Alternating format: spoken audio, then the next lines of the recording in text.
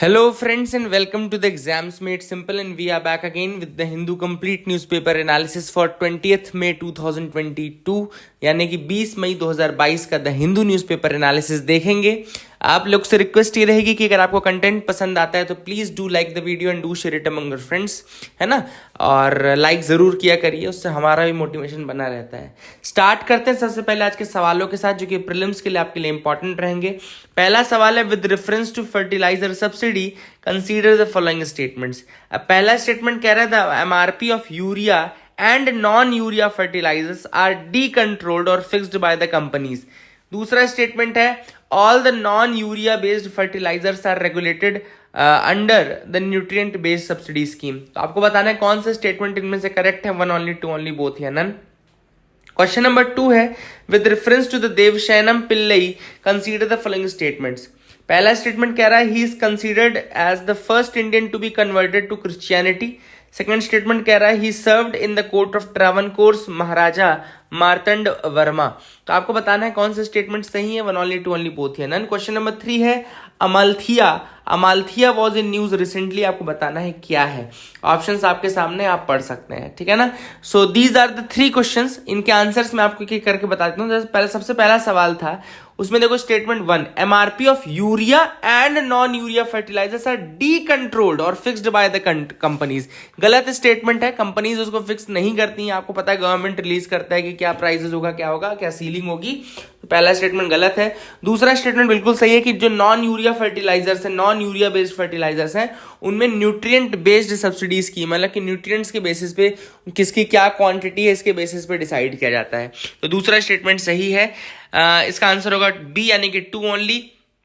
Question number 2 था देवशैनम पिल्लई के regarding. पहला स्टेटमेंट कह रहा है, he is considered as the first Indian to be converted to Christianity. गलत स्टेटमेंट है। आपको पता होगा कि he is the first layman to be granted sainthood, है ना। सेंटहुड ग्रांट होने वाला पहला लेमैन है ये इंडिया का, लेकिन ये नहीं है कि ये पहला कन्वर्ट है इंडिया का। तो ये that is the wrong statement. तो पहला स्टेटमेंट गलत है। दूसरा स्टेटमेंट बिल्कुल सही है कि he served in the court of Travancore Maharaja Marthanda Varma. तो ये स्टेटमेंट सही था। Answer again will be B, यानी कि 2 ओनली।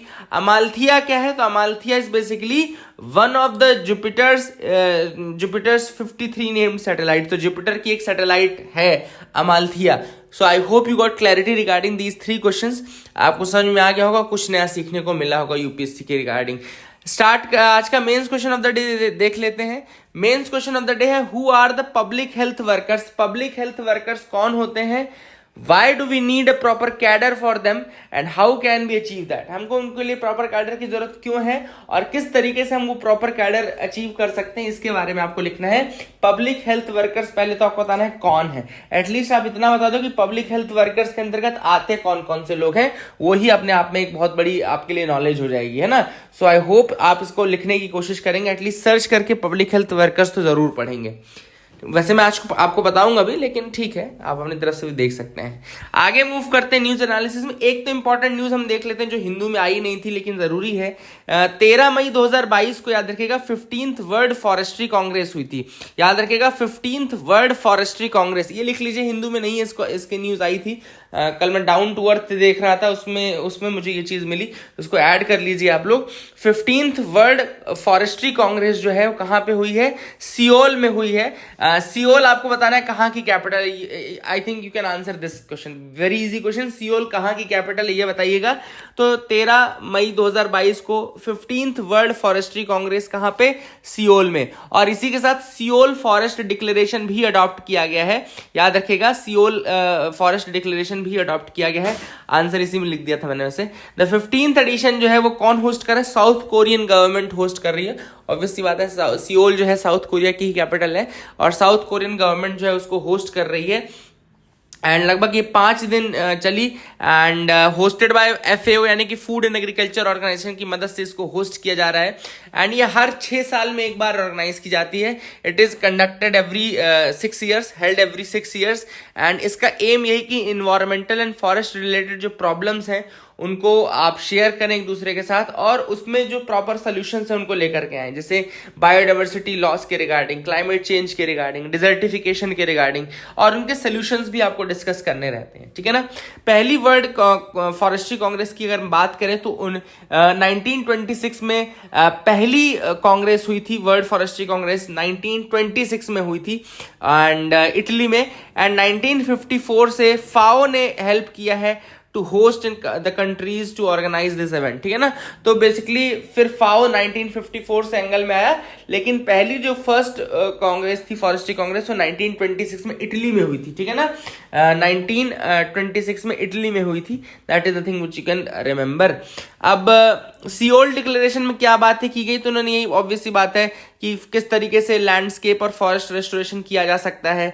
2030 तक बात चल रही है कि फॉरेस्ट एंड लैंडस्केप रिस्टोरेशन किया जाए, एंड इसके अलावा उन्होंने ये भी कहा कि जो रिस्पॉन्सिबिलिटी है उसमें गवर्नमेंट जो है अलग अलग स्टेक होल्डर्स को, अलग अलग सेक्टर्स को, अलग अलग इंस्टीट्यूशंस को इन्वॉल्व करे और एक सस्टेनेबल फ्यूचर प्रोवाइड करने की कोशिश करे, है ना। एंड डिग्रेडेड फॉरेस्ट एरियाज को रिस्टोर करने का भी सजेशन दिया गया सियोल फॉरेस्ट डिक्लेरेशन में। जो डिग्रेडेड फॉरेस्ट एरियाज हैं उनको रिस्टोर करने की बात भी की गई, तो that is the thing which is important. And उन्होंने ये भी कहा कि अगर इन्वायरमेंट हेल्दी नहीं है तो इकोनॉमी हेल्दी नहीं रहेगी, so for a healthy economy you need a healthy environment as well. So that was the suggestions given under the Seoul declaration.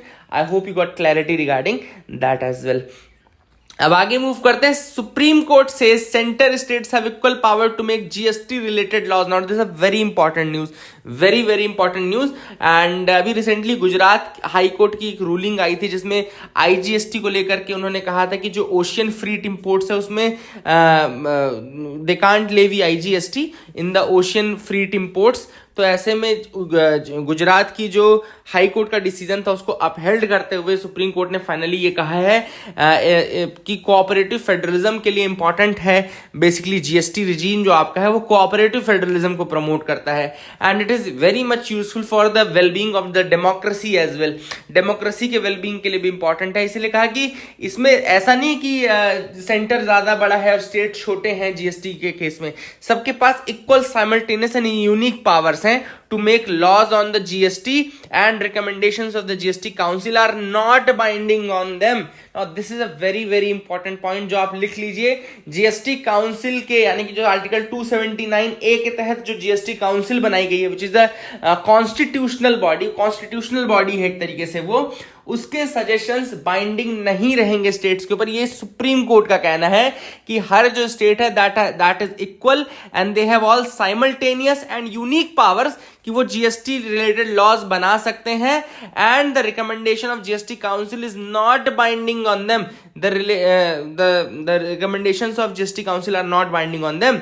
Apex court का डिसीजन था, और इसके अलावा उन्होंने गुजरात हाई कोर्ट की जो रूलिंग थी कि centre can not levy IGST, centre जो है वो आईजीएसटी नहीं लगा सकती है। किसके ऊपर नहीं लगा सकती है?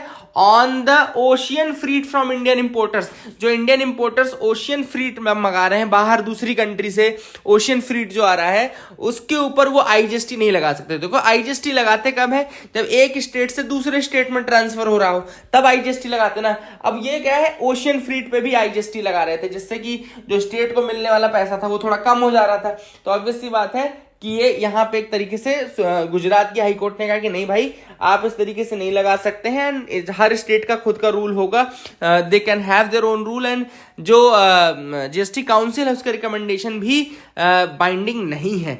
The recommendation of GST council are a product of collaborative dialogue. जो जीएसटी काउंसिल के रिकमेंडेशंस हैं वो अपने आप में स्टेट्स के ही कोलैबोरेटिव डायलॉग से निकल के आ रहे हैं, और उनकी केवल परसुएसिव वैल्यू है। मतलब वो केवल और केवल रिकमेंडेशंस एक दूसरे को परसुएड करने में काम आ सकते हैं, लेकिन हाँ बाइंडिंग नहीं है, दे आर नॉट बाइंडिंग। अगर उनको बाइंडिंग बना दिया गया तो फिस्कल फेडरलिज्म जो है वो डिसरप्ट हो जाएगा। सुप्रीम कोर्ट का कहना है कि अगर उसको बाइंडिंग बना दिया तो जो फिस्कल फेडरलिज्म है वो डिसरप्ट हो जाएगा। तो that is the thing which is important.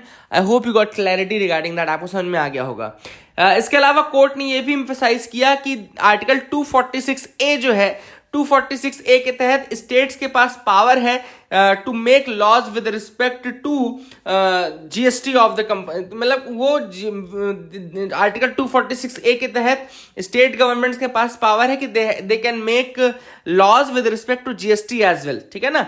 And जितने भी स्टेट्स हैं they are equal units, states are equal units, सबके पास साइमल्टेनियस पावर है कि वो अपने अपने लॉज बना सकें। एंड जीएसटी काउंसिल याद रखिएगा आर्टिकल 279A के तहत है, ये भी आपको बता दूं। अब मैं थोड़े से आपको जीएसटी के रिगार्डिंग फैक्ट्स बता दूं। देखो ये क्वेश्चन कई बार पूछा जाएगा, पूछा गया है यूपीएससी में, बता देता हूं। जीएसटी याद रखिए कैसा टैक्स है। पहली बात तो इनडायरेक्ट टैक्स है, लिख लो इस चीज को, लिख लो, कभी भी घुमा फिरा के इनडायरेक्ट तक ही बनता है। लोगों से कई बार मैंने कई लोगों को बहुत सड़े सड़े स्टेटमेंट गलत करते देखे हैं। तो जीएसटी याद रखिएगा एक इनडायरेक्ट टैक्स है, इसको कंजम्पशन टैक्स भी कहा जाता है, supply of goods and services दोनों में लगता है, डेस्टिनेशन बेस्ड टैक्स है, कॉम्प्रिहेंसिव टैक्स है, मल्टी स्टेज टैक्स है, ये भी याद रखिएगा। फाइनल स्टेज बस में नहीं लगता है, ये प्रोडक्शन के हर स्टेज में लगता है, इसलिए मल्टी स्टेज टैक्स बोलते हैं इसको। तो क्या क्या याद रखोगे, डेस्टिनेशन बेस्ड याद रखना है आपको, कंजम्पशन टैक्स बोलते हैं, इनडायरेक्ट टैक्स तो है ही, मल्टी स्टेज टैक्स है, कॉम्प्रिहेंसिव टैक्स है, ये सारी चीजें आपको याद रखनी है, ठीक है ना। कुछ और फैक्ट्स बताऊं जीएसटी के बारे में, तो France was the first country to impose GST. अगर वर्ल्ड में देखो तो France was the first country to impose GST. India में जीएसटी कनाडा के बेसिस पे लाया गया है। एक कमेटी है विजय केलकर कमेटी जो कि बनाई गई थी, जिसने रिकमेंड किया था। फाइनली जीएसटी 1 जुलाई 2017 को इंपोज हुआ। Assam was the first state to implement the GST. Assam पहला स्टेट है जिसने जीएसटी इंप्लीमेंट किया। कंपोनेंट्स जीएसटी के बताऊं तो सीजीएसटी यानी कि central goods and services tax, जो कि सेंट्रल गवर्नमेंट कलेक्ट करती है on the intra state sale. Intra state sale मतलब स्टेट के अंदर जब कोई सेल होती है तो उसमें सीजीएसटी का एक पोर्शन रहता है, ठीक है ना। जैसे महाराष्ट्र गवर्नमेंट के अंदर कोई अगर ट्रांजैक्शन हुआ तो उसमें एक कंपोनेंट सीजीएसटी का होगा। एसजीएसटी बेसिकली वही इंट्रा स्टेट सेल में ही होती है। जैसे कि महाराष्ट्र के अंदर कोई, जैसे मान लो आपने आपके स्टेट के अंदर कोई होटल में आप गए, आपने खाना खाया, तो उसमें 9% एसजीएसटी लगेगा, 9% सीजीएसटी लगेगा। मतलब 100 रुपए का अगर खाया आपने तो 9 रुपए आपको उसमें एसजीएसटी को देना पड़ेगा और 9 ही रुपए आपको सीजीएसटी को देना पड़ेगा, तो 18 रुपए आपको टैक्स देना पड़ेगा।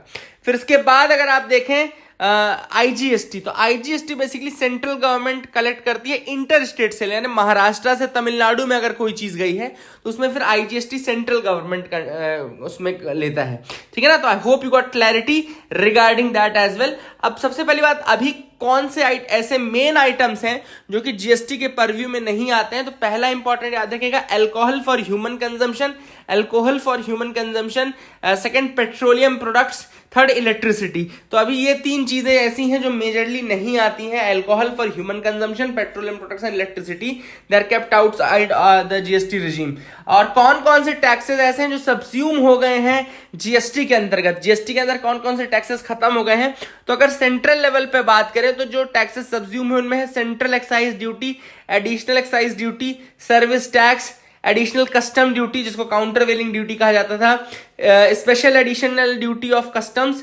स्टेट लेवल पे अगर हम बात करें तो स्टेट लेवल पे आपका value added tax, sales tax, entertainment tax, central sales tax, octroi entry tax, purchase tax, luxury tax, tax on lottery, betting and gambling, ये सारे सब्ज्यूम हो गए हैं।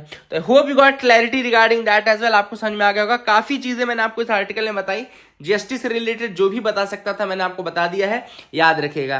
Pangong bridge is in occupied territory. अभी देखो China क्या कर रहा है, चाइना अपनी चिक्कटगिरी कर रहा है भाई। यहाँ क्या है, पेंगोंग लेक आपको पता है, पेंगोंग सो लेक है, पेंगोंग सो, जहां पे जो चाइनीज ऑक्यूपाइड टेरिटरी है, जहां पे चाइना ने ऑक्यूपेशन कर रखा है हमारी इंडियन टेरिटरी में, वहां के रीजन में जो आपका पेंगोंग वाला पार्ट आता है उसके ऊपर वो दूसरा ब्रिज अब कंस्ट्रक्ट कर रहे हैं। एक ब्रिज उन्होंने बनाया था प्राइमरी ब्रिज, और एक्चुअली अब समझ में आ रहा है कि वो प्राइमरी ब्रिज उन्होंने ये सेकेंडरी बड़ा ब्रिज बनाने के लिए बनाया था। तो now China is constructing the second bridge, और वो बेसिकली इंडिया ने बस यही कहा है अभी कि हम नजर रखे हुए हैं हर चीज पे, क्योंकि it is very important for the safety and security. और इस ब्रिज के बनने से फायदा क्या होगा कि चाइना जो है अपने आर्मी को, जो चाइना की आर्मी है उसको बहुत फास्ट मोबिलाइज कर सकता है इस रीजन में। तो इसके लिए इंडिया को देखने की जरूरत है मैं तो कहता हूँ इंडिया भी कंस्ट्रक्शन शुरू कर दे चीजों का। भाई देखो, बनाना जरूरी है आपको। अगर आप इस तरीके से दब के बैठे रहेंगे तो काम नहीं चलेगा, है ना। यू हैव टू, केवल नजर मत रखे रहो कि वो कंस्ट्रक्शन कर रहे हैं, माल गिरा दिया उन्होंने तो वो तो सब शुरू कर रहे हैं, लेकिन आपको भी करने की जरूरत है। अब पोस्ट ग्रेजुएट एडमिशंस के लिए भी CUET टेस्ट होगा। तो यूनिवर्सिटी ग्रांट कमीशन, जो कि 1956 के यूनिवर्सिटी ग्रांट कमीशन एक्ट के थ्रू बनाई गई थी, स्टैट्यूटरी बॉडी है, याद रखिएगा। तो यूनिवर्सिटी ग्रांट कमीशन ने कह दिया है क्लियर कट कि भाई पोस्ट ग्रेजुएट एडमिशंस के लिए भी एक कॉमन यूनिवर्सिटी एंट्रेंस टेस्ट लिया जाएगा। कॉमन यूनिवर्सिटी एंट्रेंस टेस्ट यानी कि CUET, जो कि अभी पहले अंडर ग्रेजुएट के लिए था, अब ये पोस्ट ग्रेजुएट के लिए भी इंक्लूड किया जा रहा है। And common university entrance test याद रखेगा, that is the thing which is important. I hope you got clarity. आगे मूव करते हैं, यहाँ पे एक और नाम याद रखेगा, बॉक्सर निखत जरीन का नाम याद रखेगा।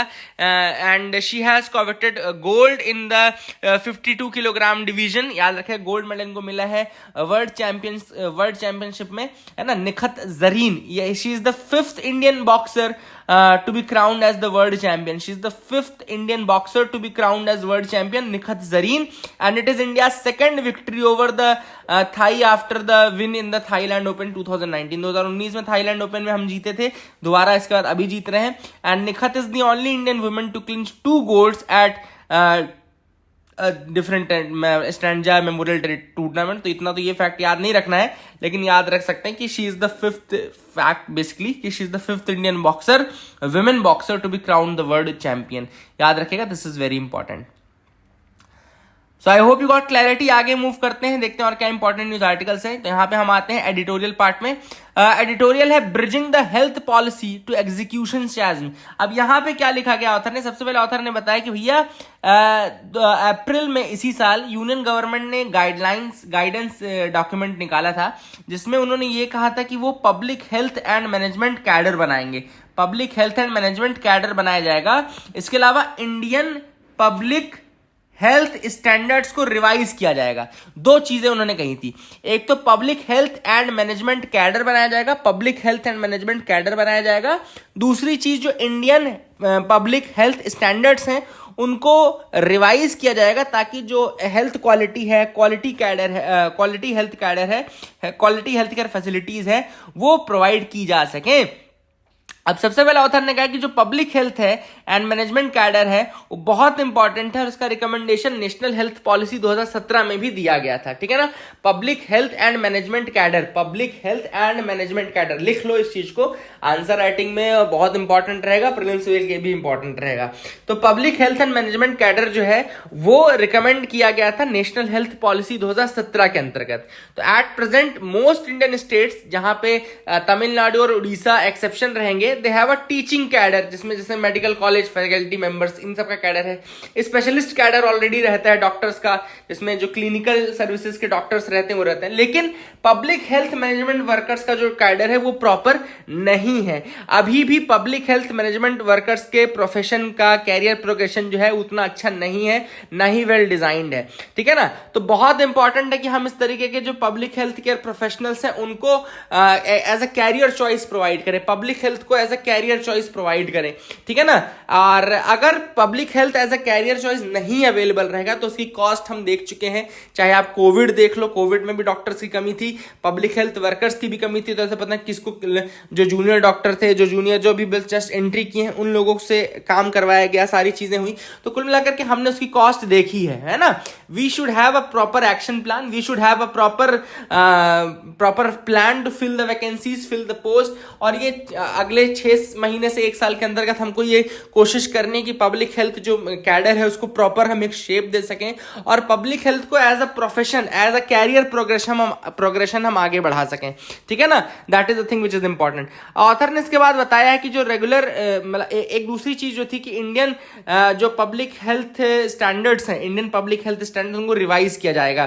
तो that is again a very important step, क्योंकि देखो नीड्स जो है वो चेंज होती जा रही हैं, ठीक है ना। जो बार बार क्या है, जो हेल्थ केयर की नीड्स है वो चेंज होती जाती हैं, हेल्थ केयर स्टैंडर्ड्स चेंज होते जाते हैं, health care safety protocol change होते जाते हैं। ऐसे में बहुत इंपॉर्टेंट है कि हम जो इंडियन पब्लिक हेल्थ स्टैंडर्ड्स हैं उनको टाइम के नीड के अकॉर्डिंग हम चेंज करते हैं। So that is again a very important step जो कि लिया जा रहा है क्वालिटी केयर अगर आपको प्रोवाइड करनी है, if you want to provide quality health care, then you should keep revising your public health standards. Public health standards को रिवाइज करना इसलिए जरूरी है, and that is the thing for quality improvement and all, ठीक है ना। Now what the author says is that कि जो बहुत सारे अगर आपने देखे होंगे कि आउटब्रेक हमने देखे, जीका का आउटब्रेक देखा, एबोला का देखा, हिमोरेजिक फीवर देखा, निप्पा वायरस देखा जो बहुत सारा था, है ना, और कैसानूर फॉरेस्ट डिसीज, कर्नाटका वाले रीजन में हमने कैसानूर फॉरेस्ट डिसीज, ये सारी चीजें भी हमने देखी। ऐसे में नेशनल हेल्थ पॉलिसी 2017 ने प्रपोज किया था कि एक पब्लिक हेल्थ कैडर बनाया जाए और एक नेशनल पब्लिक हेल्थ एक्ट लेकर के आया जाए, ठीक है ना। 2017 की नेशनल हेल्थ पॉलिसी ने क्या सजेस्ट किया था कि एक तो पब्लिक हेल्थ कैडर बनाया जाए जिसमें पब्लिक हेल्थ प्रोफेशनल्स आएंगे, और एक public health act, national public health act आ जाए। लेकिन इन दोनों ही फ्रंट्स पे काम जो है बहुत ही स्लो हुआ है, अभी तक यहाँ पे कोई प्रॉपर काम नहीं देखने को मिला है ना। अब पब्लिक हेल्थ वर्कफोर्स का जो रोल रहता है वो केवल एपिडेमिक और पैंडेमिक तक नहीं लागू रहता, वो normal day to day routine में भी अपना काम करते रहते हैं। सबसे पहले तो आपके दिमाग में आ रहा होगा भाई है कौन ये, तो मैं आपको बता दूं कि जो पब्लिक हेल्थ के अंतर्गत फील्ड्स आती हैं उसमें आपके फर्स्ट रिस्पॉन्डर्स आते हैं, जो रेस्टोरेंट के इंस्पेक्टर्स हैं वो भी आते हैं, हेल्थ एजुकेटर्स आते हैं, साइंटिस्ट्स रिसर्चर्स आते हैं, न्यूट्रिशनिस्ट आते हैं, कम्युनिटी प्लानर्स आते हैं, सोशल वर्कर्स आते हैं। मतलब जरूरी नहीं कि वो प्रॉपर डॉक्टर्स हो, लेकिन वो पब्लिक हेल्थ को मेंटेन करने का बहुत बड़ा एक रोल प्ले करते हैं। एंड जैसे एपिडर्मियोलॉजिस्ट हो गए, एपिडर्मियोलॉजिस्ट अपना रोल प्ले कर रहे हैं, they are not the clinical doctors but they are very important for maintaining the public health and all, so they are not just limited for epidemics and pandemics, rather for day to day routine health services as well they can be very useful, है ना। for day to day routine health services also they can be very helpful। तो ये सारी चीजें author ने यहाँ पे बोली, और ऐसे में बहुत इंपॉर्टेंट है कि जो पब्लिक हेल्थ वर्कफोर्स है उनको हम जल्द से जल्द ट्रेन करें, जल्द से जल्द उनको इन्वॉल्व करें और इंक्लूड करें। अब कैसे कर सकते हैं, सबसे पहले ऑथर ने कहा है कि जो स्टेट्स हैं उनकी विल बहुत इंपॉर्टेंट है, कि कितना स्टेट्स इंटरेस्टेड हैं in maintaining these public health and management cadres and all, उसको एक्सप्लोर करने की जरूरत है। फिर सेंटर की मदद से आप इसको कर सकते हैं। स्टेट्स जो रिलेक्टेंस शो करें उनको मनाने की जरूरत है, परसुएट करने की जरूरत है, इसका बेनिफिट बताने की जरूरत है। दूसरा उन्होंने कहा कि the idea of mapping and an analysis of human resource for public health and then scaling up for the recruitment are logical. सबसे पहले तो आप देखो कि किस तरीके का ह्यूमन रिसोर्स आपको चाहिए फॉर पब्लिक हेल्थ, उसके बाद आप रिक्रूटमेंट प्रोसेस स्टार्ट करो। सबसे पहले तो आप खुद की नीड्स बताओ, क्या क्वालिफिकेशंस की जरूरत रहेगी, क्या स्टैंडर्ड्स की जरूरत रहेगी, है ना। जैसा नहीं कि जल्दी में किसी को भी आप उठा करके पब्लिक हेल्थ वर्कर बना दिया आपने, ठीक है ना। तो वर्कफोर्स कॉम्प्रोमाइज ना हो, क्वालिटी कॉम्प्रोमाइज ना हो, इस कारण से पहले आप स्टैंडर्डाइज करो कि क्या क्वालिटी रहेगी, ट्रेनिंग कैसे प्रोवाइड होगी, ये सारी चीजें बना करके रिक्रूटमेंट शुरू करो। तीसरा उन्होंने कहा कि जो it would take a few years before public health management cadre becomes fully functional in states, however the implementation process needs to be started in the next few months। हाँ, ये ऑथर ने कहा है कि हो सकता है कि पब्लिक हेल्थ मैनेजमेंट कैडर को प्रॉपर होने में 2-3 साल लग जाए, लेकिन अगले कुछ महीनों में यानी 5 से 6 महीने में इसकी प्रोसेस शुरू हो जानी चाहिए। That is what the author says in this article. तो I hope you got clarity, आपको समझ में आ गया होगा। Pockets of hope linking nature and humanity. अब यहाँ पे ऑथर ने बेसिकली जो फैक्ट बोला है वो क्या है कि अभी recently global assessment report on biodiversity and ecosystem services I थी 2019 में, ठीक है ना, जिसको कि inter governmental science policy platform on biodiversity, जिसको IPBES बोलते हैं, उसने रिलीज किया था यूनेस्को के हेडक्वार्टर में जो कि पेरिस में है। तो यूनेस्को का हेडक्वार्टर जो कि पेरिस में है, वहां पर IPBES, जिसको हम inter governmental science policy platform on biodiversity and ecosystem services बोलते हैं, उन्होंने रिलीज की थी एक रिपोर्ट जिसका नाम है global assessment report on biodiversity and ecosystem services. उसमें उन्होंने कहा था basically the main global drivers of biodiversity, यानी कि ग्लोबल ड्राइवर्स जो है बायोडाइवर्सिटी के, उनमें से बायोडाइवर्सिटी लॉस का मेन कारण क्या है। पहला है क्लाइमेट चेंज, लिख लीजिए, क्लाइमेट चेंज कारण है। इन्वेजिव स्पीशीज कारण है। Over exploitation of natural resources तीसरा कारण है। पोल्यूशन चौथा कारण है, अर्बनाइजेशन पांचवा कारण है। तो ये 5 रीजंस हैं जो कि बायोडाइवर्सिटी लॉस के लिए काफी इंपॉर्टेंट है और ये बायोडाइवर्सिटी लॉस कराते हैं। अर्थ स्ट्रेन में है, ऐसे में ऑथर ने सजेशन दिया है कि एक बहुत इंपॉर्टेंट प्रोग्राम यूनेस्को 1971 से चला रहा है। तो यूनेस्को का एक प्रोग्राम है 1971 का, जिसको हम क्या बोलते हैं, man and biosphere reserve programme. तो man and biosphere reserve programme के अंतर्गत बहुत सारे बायोस्फीयर जो है उनको सेलेक्ट किया जाता है और वहां पे स्पेशल फिर उसका सर्वे करना, ये सारी चीजें देखना और वहां की बायोडाइवर्सिटी को मेंटेन करना यूनेस्को की जिम्मेदारी रहती है, सारी चीजें रहती हैं। हाँ, होता वो पूरा गवर्नमेंट कंट्रोल में ही, ऐसा नहीं कि उसको यूनेस्को के अंदर चला जाता है, लेकिन हाँ यूनेस्को फिर उसमें स्पेशल इंफेसिस देता है और अपनी मदद करता है जो भी है। इंडिया की तरफ से जो साउथ एशिया का पहला बायोस्फीयर रिजर्व था, है ना, वो था हुरुलू बायोस्फीयर रिजर्व श्रीलंका का, याद रखिएगा। फर्स्ट जो था वो हुरुलू बायोस्फीयर रिजर्व था, यहां देखो लिखा हुआ है हुरुलू बायोस्फीयर रिजर्व श्रीलंका का था, जिसको 1977 में डिजिग्नेट किया गया था। इंडिया का जो पहला बायोस्फीयर रिजर्व था जो कि यूनेस्को के man and biosphere reserve programme में था, वो नीलगिरीज था, the blue mountains and the Nilgiris. 2000 में इसको इंक्लूड किया गया था, ठीक है ना। मैं आपको एक बार लिस्ट बता दूं, देखो ओवरऑल अगर इंडिया के आप बायोस्फीयर रिजर्व्स की बात करोगे तो 18 के आसपास बायोस्फीयर रिजर्व्स हैं, लेकिन अगर man and biosphere reserve programme के अंदर बात करोगे तो 12 हैं। इसके नाम मैं आपको बता देता हूं, ये एक इंपॉर्टेंट क्वेश्चन है। पहला है नीलगिरीज, पहला इंक्लूड हुआ था नीलगिरीज। दूसरा है गल्फ ऑफ मन्नार, तीसरा है सुंदरबन, चौथा है नंदा देवी, पांचवा है नौक्रेक, छठवां है पचमढ़ी, सातवां है सिमलीपाल, आठवां है अचानकमार अमरकंटक, नौवां है ग्रेट निकोबार, 10वां है अगस्त्यमाला, 11वां है कंचनजंगा जिसको 2018 में इंक्लूड किया गया था, और 12वां है पन्ना जो कि मध्य प्रदेश में 2020 में इंक्लूड किया गया था। तो ये 12 आपको याद रखने हैं बायोस्फीयर रिजर्व जो मैंने नाम बताए। इसको 2-3 बार प्ले कर लेना, अपने दिमाग में इसको बिठा लेना, है ना। क्वेश्चन पूछा जा सकता है कि इन 12 में से कौन कौन से हैं, कौन से नहीं है।